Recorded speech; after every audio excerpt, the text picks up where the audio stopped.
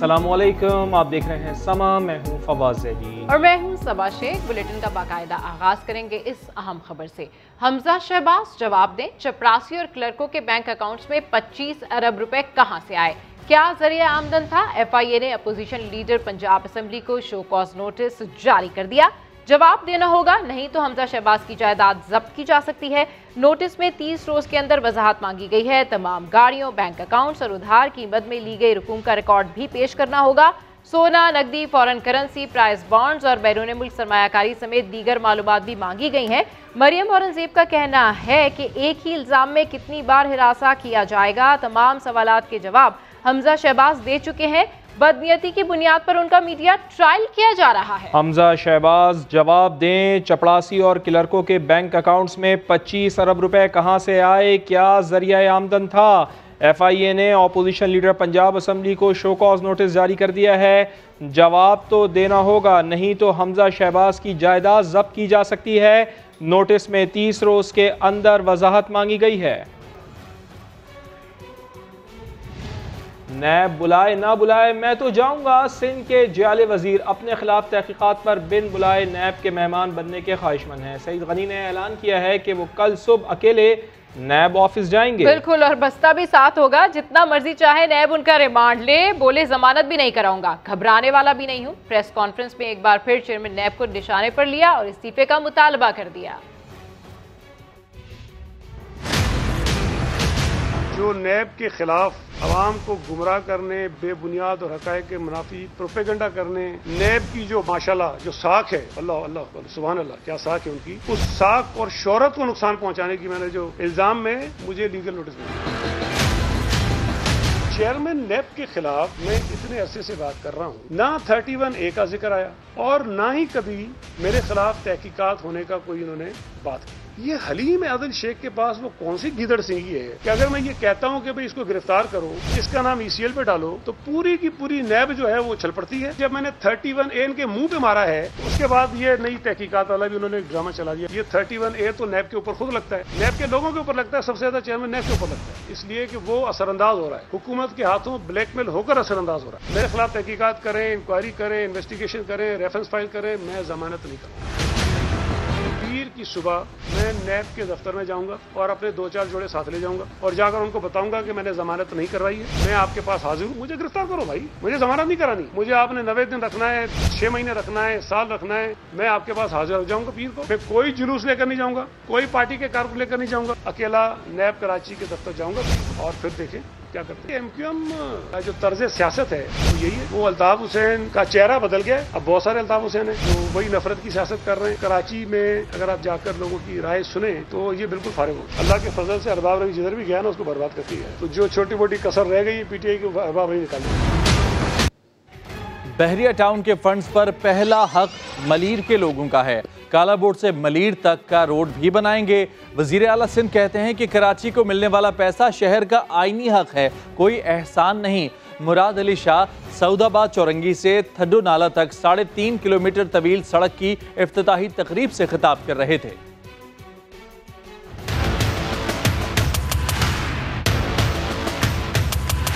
बड़ी बातें हुई, कहा गया कि कराची में थोड़े से प्रोजेक्ट दे दिए हैं और नए प्रोजेक्ट्स हैं और पता नहीं क्या से क्या। कराची के अंदर जो इस वक्त under consideration projects, under consideration का मतलब है कि या तामीर हो रहा है या वो फाइनल स्टेजेस में प्लानिंग के, या प्लानिंग उनकी जो हुई है सिर्फ सिंध हुकूमत के 992 अरब रुपए के प्रोजेक्ट्स हैं। वो जो पैसे बात बड़ी करते हैं वो 1500 अरब दे दिए, 1600 को 3000 अरब, जो जितने मुंह में आता है वो बोलते हैं। तो भाई किसी पे एहसान नहीं किया है, इधर ही से कलेक्ट हुए पैसे, और जो देता है हमें वो हमारा आईनी हक है, कोई एहसान नहीं करते हमारे ऊपर।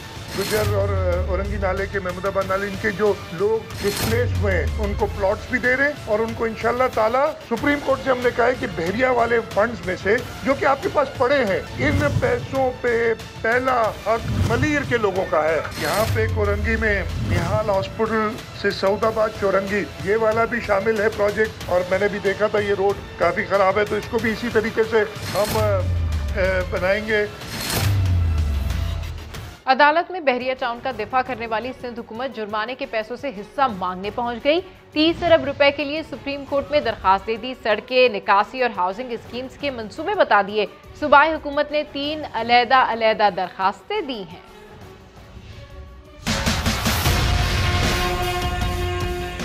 टर्न कैसे और कितना लिया जा सकता है, सिंध हुकूमत से सीखिए। बहरिया टाउन से मुतल्लिक अव्वलीन मौक़िफ़ से 360 डिग्री की लंबी कलाबाजी और इस कलाबाजी के साथ साईं सरकार की सुप्रीम कोर्ट में तीसरी दरख्वास्त आ गई।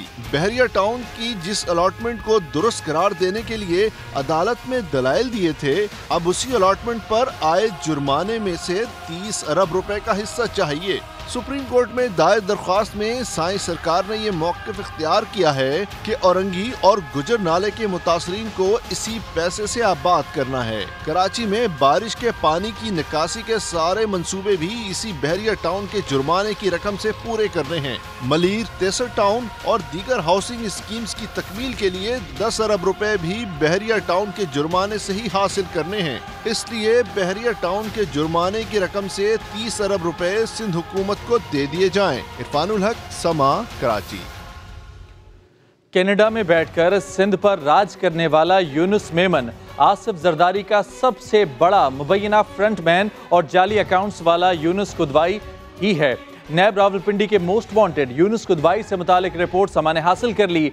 सिंध बैंक को अरबों का टीका, जमीनों का गबन और जाली अकाउंट्स चलाने में इसी शख्स का हाथ है। सुहेल रशीद की रिपोर्ट देखिए। 5 रेफरेंसेस में इश्तिहारी, 4 करप्शन खातों में तहकीकात अब भी जारी। नाम है यूनुस किदवाई, लेकिन यूनुस मेमन के नाम से भी जाने जाते हैं। नैब रिपोर्ट के मुताबिक यूनुस किदवाई दर हकीकत आसिफ अली जरदारी के फ्रंटमैन हैं।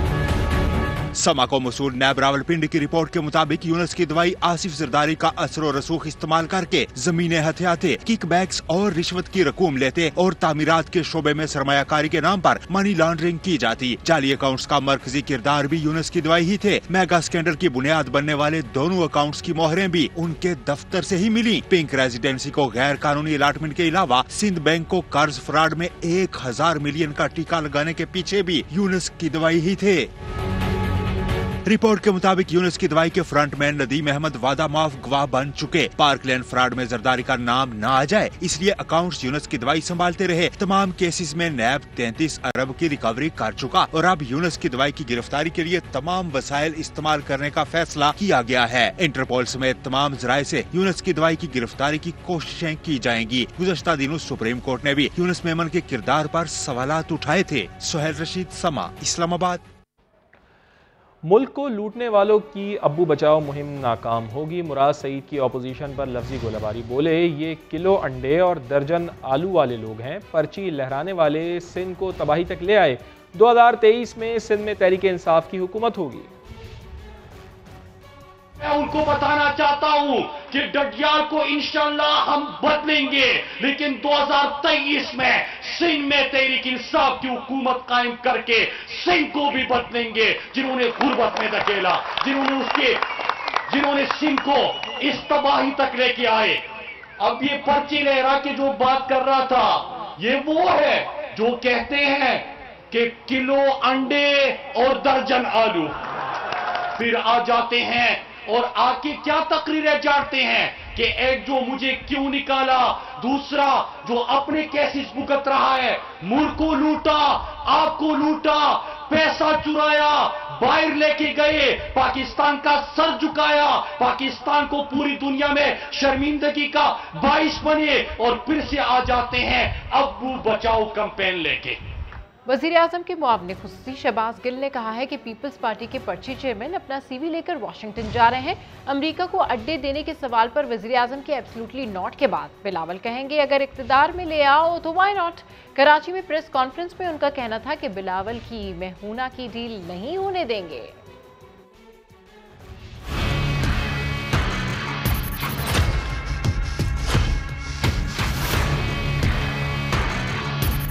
अब पर्ची चेयरमैन ने जब पाकिस्तान के अंदर हर जगह पे अपना CV दे लिया, हालांकि उस CV के ऊपर क्या है, एक बड़ा शून्य, बड़ा सिफर। जिंदगी में 1 घंटे का काम नहीं किया कभी और वो चले हैं पाकिस्तान के प्राइम मिनिस्टर बनने। अब अपने पूरे ऑर्केस्ट्रा के साथ अपना मंजन बेचने वही सीवी लेके वाशिंगटन पधार रहे हैं। वाशिंगटन क्यों जा रहे हैं इन दिनों? क्योंकि एक तरफ वो लीडर है जो इस टाइम पाकिस्तान का प्राइम मिनिस्टर है, और उससे जब अब पूछा गया कि क्या आप अमेरिकी अड्डे देंगे तो फैसलाबाद में भी मवेशी मंडियां लग गई हैं। मंडी में खरीदारों की क्या सूरत हाल है, ज्यादा से ज्यादा वजनी जानवर कितने तक का है और कम से कम मवेशियों की कीमत क्या है, ये जानते हैं समा के नुमाइंदे उस्मान सिद्दीक से, जिन्होंने हमें फैसलाबाद से ज्वाइन किया है, और साथ साथ हमारे नुमाइंदे शाहबुर रहमान हमारे साथ पेशावर से होंगे। तो सबसे पहले उस्मान सिद्दीक से जानते हैं क्या सूरत हाल है फैसलाबाद में। जी उस्मान, अपडेट कीजिए, क्या रेट्स हैं, खरीदारों का क्या कहना है, व्यापार क्या कह रहे हैं? जी बिल्कुल, रेट्स तो बहुत ज़्यादा हैं, इस कदर ज़्यादा हैं कि हुकूमती MNA राजा रियाज भी यहाँ से इसी वजह से वापस लौट गए कि मंडियों के रेट बहुत ज़्यादा हैं। इस वक्त फैसलाबाद की मंडी में जो बछड़ों के रेट हैं वो 1.5 लाख से शुरू होकर 20 लाख तक जाते हैं। यही सूरत हाल बकरों की है कि 70-80 हज़ार में बकरों के रेट शुरू होते हैं और 5-6 लाख रुपए तक ये रेट जाते हैं। फैसलाबाद की मंडी मौसम गर्मा के साथ साथ शदीद गर्म है। यहाँ पे जो व्यापारी हैं वो ये कहते हैं कि सारा साल मेहनत की है, ताहम ख़रीदार जो हैं वो ये परेशान है कि अभी से जो मंडियाँ हैं गो के जानवर कम हैं लेकिन रेट इस कदर ज़्यादा है कि अल्लाह की पनाह है। फैसलाबाद में इस साल 12 जो हैं वो सेल पॉइंट कायम किए जाएंगे। न्यामुआना में इस वक्त जो मंडी है वो लग चुकी है, बकरे आ रहे हैं, जानवर आ रहे हैं, लेकिन जो ख़रीदार हैं वो इस हवाले से परेशान दिखाई दे रहे हैं कि ईद कुर्बान से अभी ईद कुर्बान में 2 हफ्ते से ज़्यादा का वक्त है, लेकिन जानवर ख़रीदना मुश्किल हो चुके हैं क्योंकि बेपना जो महंगाई है वो नजर आ रही है। महंगाई यहाँ पर बहुत ज़्यादा है। आप बता रहे हैं कि फैसलाबाद में 12 पॉइंट्स बनाए गए हैं। पेशावर में भी जानवरों की खरीदारी जारी है। समा के नुमाइंदे शाहबुर रहमान वहाँ पर मौजूद हैं। शाह, बताइएगा कि मंडी में कितना रश है और कीमतें क्या चल रही हैं यहाँ पर? जी देखिए, ईद कुर्बान में 17-18 दिन रह गए हैं, लेकिन मवेशी मंडियों में जो रश है वो उस तरह नजर नहीं आ रहा जो पिछले साल 1 महीना पहले हुआ करता था। गर्मी की वजह भी है, लेकिन यहाँ पर जो लोग आते हैं और जो गरम रेट्स यहाँ पर उनको मिलते हैं तो उनके यहाँ पर कान खड़े हो जाते हैं। जो पिछले साल 1 लाख रुपए का बेल हुआ करता था वही बेल इस साल 1,50,000 रुपए पे फरोख्त हो रहा है। जो यहाँ के ताजिर है उनका ये कहना है कि जो ट्रांसपोर्टेशन का इस पे खर्चा इस बार ज़्यादा हुआ है और दूसरे जो है वो खुराक का इसका खर्चा इस बार ज़्यादा है, इसलिए इसके रेट ज़्यादा है। और जो ख़रीदार यहाँ पर आते हैं वो जानवर देख तो लेते हैं, उनको पसंद आ जाते हैं, लेकिन उसकी कीमतें इतनी होती है कि वो सिर्फ देख के ही चले जाते हैं, या तो यहाँ पर जानवरों के साथ सिर्फ उनको सेल्फियाज वो ही बना लेते हैं और वो चले जाते हैं। जो ताजिर है उनका ये कहना है कि ईद से 2 दिन पहले या 1 दिन पहले जो ये रेट्स है वो कम हो जाएंगे और यही सूरत हाल हर साल रहती है, लेकिन खरीदारों का इस बार ये ख्याल नहीं है। उनका ये कहना है कि जो जिस रफ्तार में ये रेट्स जा रहे हैं ये कम होने वाले नहीं है। ये कम होने वाले नहीं है मवेशी मंडी में। इसका मतलब तो ये कहा जा सकता है कि जानवर ज़्यादा हैं मगर ख़रीदार कम है, लेकिन लोगों का यही ख्याल है कि जैसे जैसे बकरीद करीब आएगी वैसे वैसे मवेशी मंडी में दाम भी गिर जाएंगे। बहुत शुक्रिया आप दोनों का, आप हमें आगाह कर रहे थे। और जानवर पालें लेकिन एहतियात भी लाजिम है। कराची औरंगी टाउन में 16 साला नौजवान की जान उस बैल ने ले ली जिसे उसने 2 साल तक पालकर बड़ा किया था। शाहनवाज कादरी की रिपोर्ट देखते हैं। सरबरा NCOC असद उमर कहते हैं कि मॉडर्ना वैक्सीन स्टडी या वर्क वीज़ा पर बैरून मुल्क जाने वालों को लगाई जाएगी। वैक्सीन उनको लगेगी जहां सिर्फ मखसूस वैक्सीन काबिल कबूल है। पाकिस्तान को गुज़िश्ता रोज़ अमरीका से मॉडर्ना की 25 लाख खुराकें मौसूल हुई थी। तो सरबरा NCOC असद उमर ने यह कह दिया है कि मॉडर्ना वैक्सीन स्टडी या वर्क वीज़ा पर बैरून मुल्क जाने वालों को लगाई जाएगी, इसके अलावा किसी को नहीं लगेगी। वैक्सीन उन लोगों को लगेगी जहाँ सिर्फ मखसूस वैक्सीन काबिल कबूल है। आपको याद दिला दें कि पाकिस्तान को गुज़िश्ता रोज़ अमरीका से मॉडर्ना की 25 लाख खुराकें मौसूल हुई थीं। सिफारिशी बुनियाद पर 38,000 कोरोना वैक्सीन लगाकर ज़ायाशुदा वैक्सीन जाहिर करने का मामला। महकमा सेहत पंजाब ने समा की खबर का नोटिस ले लिया। 4 रुकनी तहकीकाती कमेटी तश्कील दे दी गई है। लाहौर से दानियाल उमर की रिपोर्ट देखिए। वैक्सीन को मुनासिब दर्जे हरारत पर क्यों न रखा गया? सिफारिशी बुनियाद पर वैक्सीन लगाकर उसे जाया शुदा वैक्सीन के खाते में क्यों जाहिर किया गया? सेक्रेटरी सेहत ने 4 रुकनी तहकीकाती कमेटी तश्कील दे दी। कमेटी वैक्सीन के ज़िया का ऑडिट करके जिम्मेदारान की निशानदही करेगी। दूसरी जानिब एक्सपो सेंटर लाहौर में बैरून मुल्क जाने वालों को पैसे लेकर एस्ट्राजेनेका लगाने वाले 2 वैक्सीनेटर्स के खिलाफ मुकदमा दर्ज कर लिया गया। मुकदमे में कहा गया कि दोनों वैक्सीनेटर्स 4000 रुपए लेकर वैक्सीन लगा रहे थे। पंजाब को मॉडर्ना वैक्सीन की भी 3 लाख खुराकें वफाक से मौसूल हो गयी। बैरून मुल्क सफर के ख्वाहिशमंद और पेचीदा बीमारियों में मुब्तला अफराद सूबे के 14 अजला में मॉडर्ना वैक्सीन लगवा सकेंगे। दानियाल उमर, समा, लाहौर। वज़ीर आला पंजाब के प्रिंसिपल सेक्रेटरी ताहिर खुर्शीद को नोटिस मिलने के मामले पर नून लीगी रहनुमा उज़्मा बुखारी की हुकूमत पर कड़ी तनकीद। कहती हैं कि वज़ीर आज़म इमरान खान ने JK मुतारिफ करवाया और वज़ीर आला पंजाब बुज़दार ने TK बजट पास कराने के लिए जहांगीर तरीन को NRO दिया। इमरान खान ने JK इंट्रोड्यूस करा दिया और हमारे बुज़दार साहब क्यों पीछे रहते, वसीम अकरम प्लस साहब ने जो है वो TK इंट्रोड्यूस करा दिया। ताहिर खुर्शीद साहब, अलमारूफ TK साहब वही करते हैं जो उनको उनके मास्टर्स करने के लिए कहते हैं। या उनको फोन बनीगाला से आता है या उनको बुज़दार साहब कुछ कहते हैं करने के लिए। चेयरमैन नैब साहब को बहुत शौक है बड़ी बड़ी बातें करने का, बड़ी बड़ी कारकर्दगी दिखाने का और वो करने का। तो अब जो ताहिर खुर्शीद साहब का नोटिस है, इसका हाल शराब लाइसेंस स्कैंडल वाला नहीं होना चाहिए। वो हमारी एक प्यारी बाजी भी हैं, वो फरमाती हैं कि जी वो हम सब जवाबदेह हैं। तो मैं उनसे पूछना चाहती हूँ कि जहांगीर तरीन जवाबदेह हो गए। हुकूमत की हैसियत और औकात यह है कि जब तक जहांगीर तरीन को NRO अदालत में अनाउंस नहीं किया, ये बजट नहीं पढ़ सके। उस पूरे शुगर स्कैंडल का ना नवाज शरीफ साहब से, ना शहबाज शरीफ साहब से, ना हमजा साहब से कोई ताल्लुक है, क्योंकि ना उन्होंने कोई सब्सिडी ली, ना उनकी शुगर मिलें काम कर रही हैं और उनसे सवाल हो रहे हैं वो दादाजी के जमाने के। तो वो जो शुगर कमीशन बना था उसकी तहकीकात का क्या हुआ? फिरदौस आशिक अवान का कहना है कि इमरान खान ने इस्लाहात के जरिए कारोबारी तबके का एतमाद बहाल किया। हर शोबे में काली भीड़ें ताजरों के सामने रुकावट बनती हैं। जानबूझकर कारोबारी तबके और हुकूमत का टकराव कराया जाता है।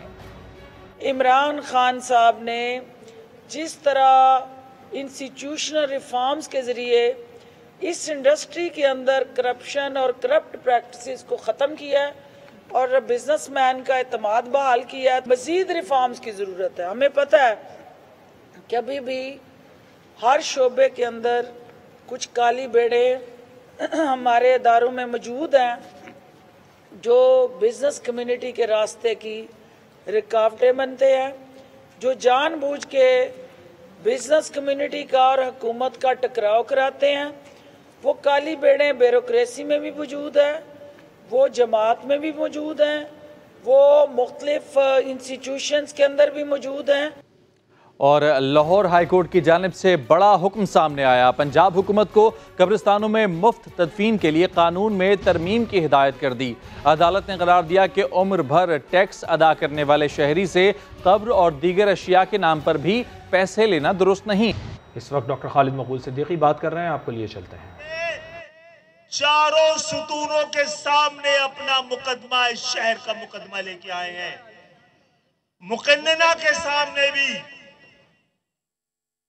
इंतजामिया के सामने भी, अदलिया के सामने भी, इब्लागिया के सामने भी, और आज हम सहाफत के इस मरकज कराची प्रेस क्लब के सामने खड़े हैं। ये महज एक क्लब नहीं है, ये इस शहर का कल्ब है। इसके सामने दिल के दरवाजे के सामने खड़े हैं कि अपनी धड़कनें सुना सकें कि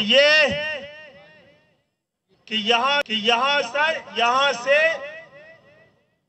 इस शहर का बढ़ता हुआ दर्जा हरारत भी नजर में रहता है, राइजिंग टेम्परेचर भी नजर में रहता है और बदलता हुआ टेम्परामेंट भी नजर में रहता है। ये शहर उठ खड़ा हुआ है। जितनी मोहलत देनी थी मोहलत दे दी गई है, जितना हुज्जत तमाम करनी थी हुज्जत तमाम हो गई है। आज कराची का काफिला निकला है। चंद दिन के बाद हैदराबाद का काररवा भी निकलेगा, हैदराबाद का मुकदमा लेकर। फिर इसके बाद सक्खर का साहिबा मीरपुर खास के पासबा और नवाब शाह के निगहबान भी अपने शहर के मुकदमे लेकर शहर के मरकज में पहुंचेंगे। कारकुनों की जानिब से, MQM के जानिब से, कराची के 30 साल के मैंडेट के जानिब से ये पहली तनबीह है इस शहर के लूटने वालों को। इस शहर और सूबे पे मुसल्लत नस्ल परस्त करप्ट मुल्क दुश्मन सिंध हुकूमत को ये पहला नोटिस जारी किया जा रहा है। और हमसे कोई पूछे कि हम कौन हैं, हम पाकिस्तानी हैं। हम कौन हैं? हम पाकिस्तानी हैं। कब से पाकिस्तानी हैं? जब से पाकिस्तानी है। कैसे पाकिस्तानी हैं? कितने पाकिस्तानी हैं कि हम हैं कि जिनका इंतखाब पाकिस्तानी था, जिन्होंने पाकिस्तान को ऑप्ट किया था, पाकिस्तान के लिए जद्दोजहद की थी, क्वांटिटी वाइज भी क्वालिटी वाइज भी ब्लू ब्लड पाकिस्तानी। और सिंध के शहरी इलाकों का मुकदमा लेके आए हैं, आज सहाफत के पास लेके आए हैं MQM के कारकुनान। कल लाखों हक परस्त अवाम के साथ अदलिया के दरवाजे पे भी जाकर यहां मुकदमा रख रहे हैं, वहां से फैसला लेंगे। और सहाफत और अदालत के बाद हम सियासत के पास भी जाएंगे, मुकन्नना के पास भी जाएंगे, ताकि उस फैसले को आईनी और कानूनी तहफ्फुज दिलाया जा सके। और उसके बाद इंतजामिया को कहेंगे कि फैसले पर अमल दरामद कराया जाए। कराची का मुकदमा यह है कि सिंध के शहरी इलाकों को पहला मुकदमा तो यह है कि अपनी शनाख्त हमने बताई है और ये बता रहे हैं कि हम और बार बार बताते रहे हैं कि हम आए थे तो अपने हिस्से का पाकिस्तान अपने साथ लाए थे और अपने हिस्से के पाकिस्तान से बाकी तमाम पाकिस्तानियों को भी हिस्सा दिया है। हम जिना के पाकिस्तान में आए थे, हम 47 के पाकिस्तान में आए थे और तुमने हमें 70 के पाकिस्तान में धकेल दिया है। हम जिना के पाकिस्तान में आए थे कि जिसका जिना के पाकिस्तान में कराची सिंध का हिस्सा नहीं था, जिना के पाकिस्तान में कराची पाकिस्तान का दारुल खिलाफा था और भुट्टो के पाकिस्तान में 70 के पाकिस्तान में जब हमें धकेला गया है तो कराची सिंध का दारुल खिलाफा बना दिया गया है। हम जिना के पाकिस्तान को 47 के पाकिस्तान को पूरे पाकिस्तान को बाजियाब करवाने यहां आए। उस लापता पाकिस्तान को बाजियाब करवाने आए हैं। हम भुट्टो के पाकिस्तान को, एक करप्ट पाकिस्तान को, आधे पाकिस्तान को, मजबूर पाकिस्तान को, इंतहा पसंद पाकिस्तान को नहीं मानते, उसको तब्दील करने आए हैं। MQM रहनुमा खालिद मकबूल सिद्दीकी का रैली के शुरा से खिताब, जिसमें उनका कहना है कि अपना मुकदमा लेकर आए हैं, मुकन्नना के सामने भी, इब्लागिया के सामने भी जितनी हुज्जत तमाम होनी थी हो गई। करप्ट सिंध हुकूमत को ये पहला नोटिस दिया जा रहा है। हेडलाइंस होंगी ब्रेक के बाद। समा के साथ रहिए।